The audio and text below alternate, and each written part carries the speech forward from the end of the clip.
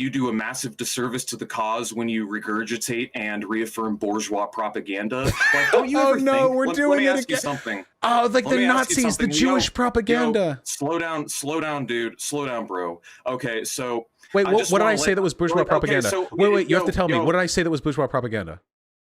All right, so wait, what did I say? Oh no, you're exactly like them. The three Nazi debates in a row. You want to compare me to Nazis? Guys, watch what he's doing right here. He has to compare me to fascists. He has to conflate me with fascism. What did I say that was bourgeois propaganda? He has to de-radicalize you guys from the hard left. He has to keep people from developing revolutionary consciousness. What did I say? Which is the reason why he's constantly sitting here trying to get me angry, dude. What did I say that was bourgeois propaganda?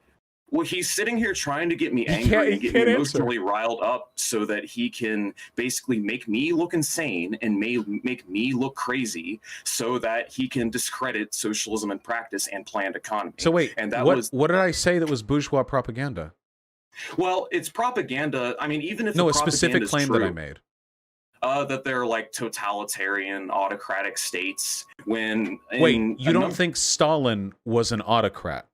Soviet Union wasn't just Stalin. Dude. Stalin was let's be real. Simple. Stalin was the person. That simple. It is a complex, nuanced history, including many people. Okay. Did the Holocaust happen? Yes, no.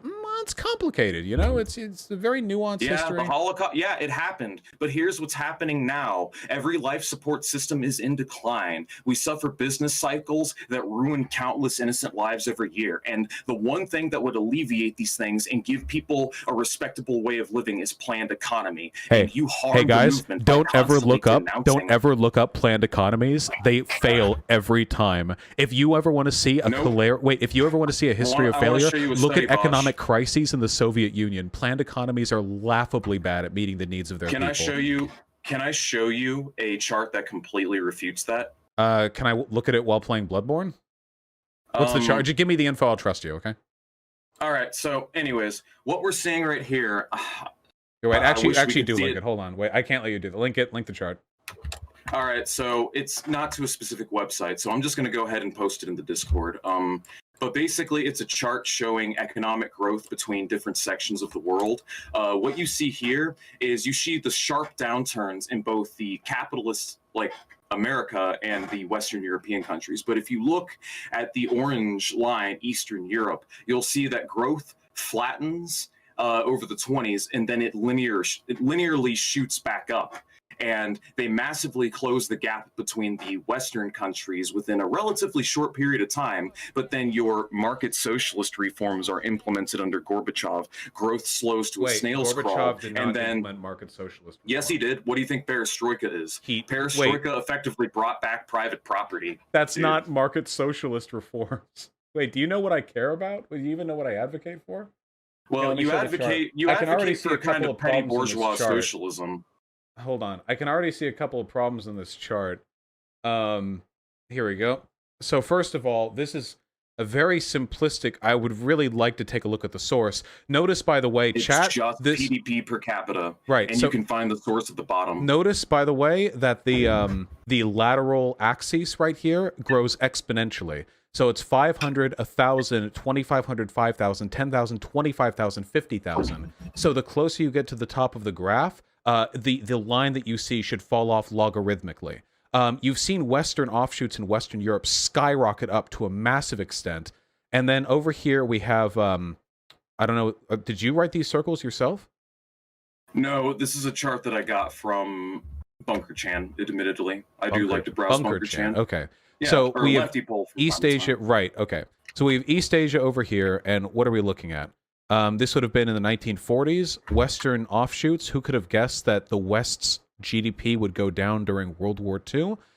Western Europe drops as well. Eastern Europe flat lines right here at 2,500, meaning they were at around a quarter of what Western Europe was before. But we're getting away from the original claim, aren't we? Right, then afterwards we shoot up. The original claim is they experienced business cycles, but you just see linear economic growth right here. Well, the difference is because wait, hold on. The recession that you see, their economy. The only recession you see is when capitalism's restored, bro. So their economic crashes didn't affect their GDP as much because because they're not a capitalist economy, the economic downturns don't reflect as much on the overall economic productivity of the state. It's just the people that suffer.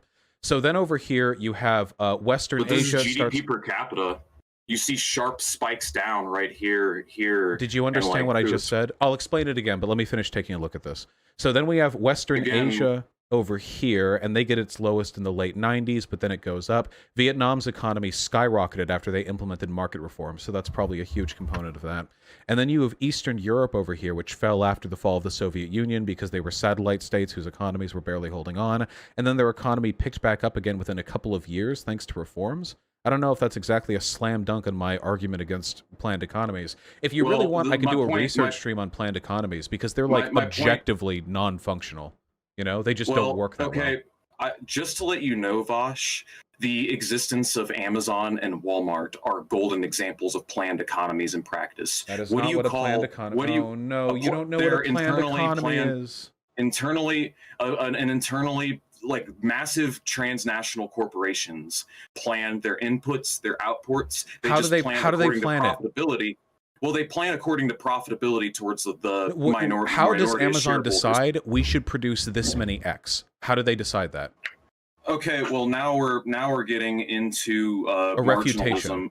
No. We're getting into what the cost of production is. No, we're not. Anything at this point. Market and by economy. The way, this is deviating away. The original claim you made was that the Soviets experienced recessions, and the chart that I just posted directly refutes that, by the way. So it doesn't, for reasons I explained, but I'm not sure you heard. I'll explain it again shortly. But just so you know, a planned economy is one in which economic decisions are made top-down. Amazon and Walmart don't do that. They make their big planning and production decisions based on tens of...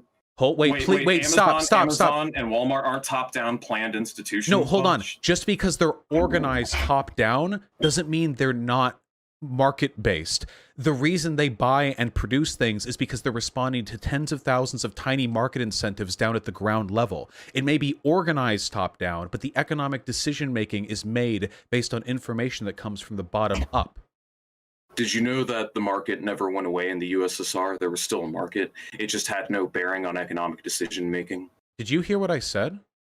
Yeah, no, you brought up the argument that these institutions are just responding to market pressures. In other words, towards basically private enrichment or whatever turns the most profit. These institutions routinely throw out surplus stock during crises as well as over. You didn't understand what I said.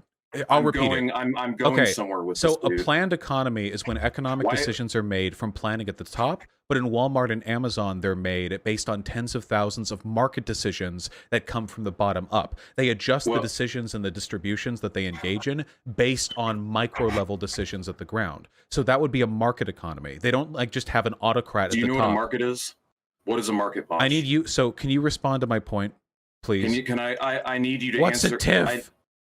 What if I just need you to answer a question for me? It's part of a broader point. I'll get to it. I just need you to answer my question. You can answer the question for yourself. So far, you haven't known a single thing that we've talked about. Bosh? So if I tell you, I feel like I'm giving you. You can assert that. You can assert that as much as you'd like, but in order for me to respond to your point, I need you to answer a rhetorical question. What is a market, Bosh? You don't need me to answer a rhetorical question. Yes, we can wait here all you want. I'm happy to give you the time to catch your breath. I don't understand why you can't engage in a simple because you just ignored the argument because you know you were wrong. It's part of the argument. Oh, then you were saying that they respond to tiny economic measures from the bottom to the top, and I'd like to explain how you could do that within the context of a planned economy. But if do you want me to like Google planned economy and we can work off of that? Why do we need to? Okay, so because if you're wrong on something, you're not going to do deep research. You're just going to dig up the first thing you find on Google about no, the planned problem is I economies do understand this more than you, but you don't know, so you don't even know enough to recognize the difference in our understanding of this issue. A market is a place where commodities are. Wait, I could have just asked you? Wait, I asked you before. What changed?